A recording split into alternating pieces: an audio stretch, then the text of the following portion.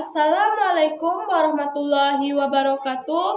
Perkenalkan, nama saya Cindy Octavia. Saya dari kelas 12A. Di sini saya akan menjelaskan tentang peradaban di benua Eropa. Yang pertama yaitu ada peradaban di Spanyol.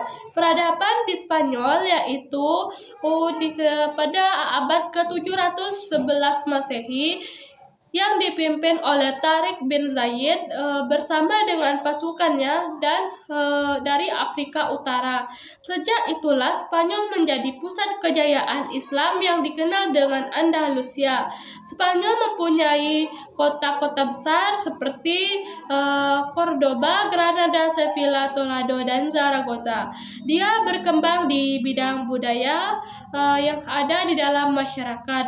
Adapun bangunan megah peninggalannya seperti ada Masjid Cordoba, Istana Alhambra, dan toko ilmu yang ada di Toledo. Adapun ilmu yang berkembang yaitu seperti matematika, kedokteran, filsafat, astronomi, maupun yang lain-lainnya.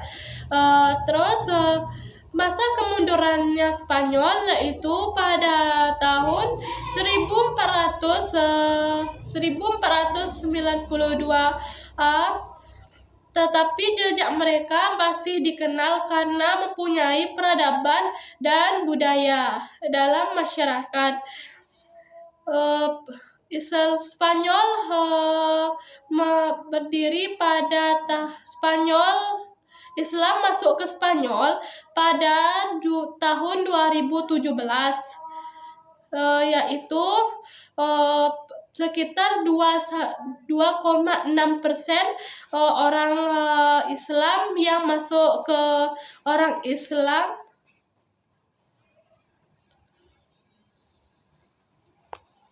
orang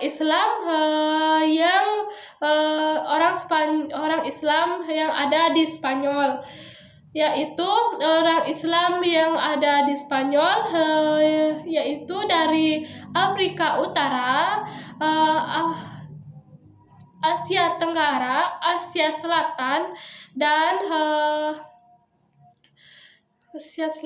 Afrika Utara, Asia Tenggara, dan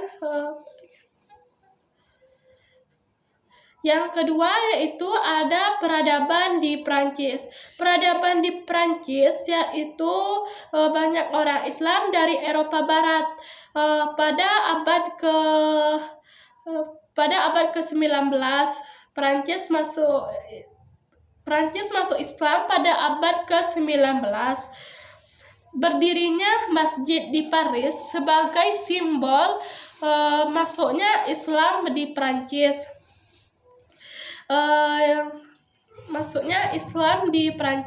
Terus pada tahun 1960-an yaitu masyarakat dari Afrika Utara dan Arab datang ke Prancis untuk bekerja. Semenjak itulah penduduk Prancis menjadi banyak. Yaitu Prancis mempunyai masjid sekitar 1.000 masjid yang menjadi agama terbesar kedua setelah Katolik. Yaitu adapun organisasi yang penting di Prancis, yang pertama yaitu ada FNMF, yaitu Federasi Nasional Muslim Prancis. Yang kedua yaitu ada UDIF, yaitu Serikat Organisasi Islam Prancis. CURIF adalah Dewan Peragamaan Islam di Prancis.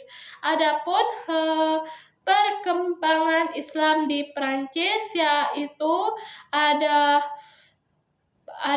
perkembangan Islam di Prancis yaitu pertama mempunyai masjid yang di desa-desa ataupun di perdesaan udah ada masjid, dan kedua udah mudah ditemukan orang yang berhijab. Ketiga, tokoh dan kafe-kafe, resto mudah ditemukan. Kafe, resto udah halal, mudah ditemukan kafe yang resto yang halal. Yang kedua yaitu keempat yaitu ada tarekat, berkembangnya kelompok tarekat dari kelompok sufi, yaitu ada tarekat kadriyah, tarekat takjiyah, tarekat naksabiyah, tarekat baktasi. Baiklah, segitu penjelasan dari saya. Apabila ada salah, saya mohon maaf. Saya tutup dengan Waalaikumsalam warahmatullahi wabarakatuh.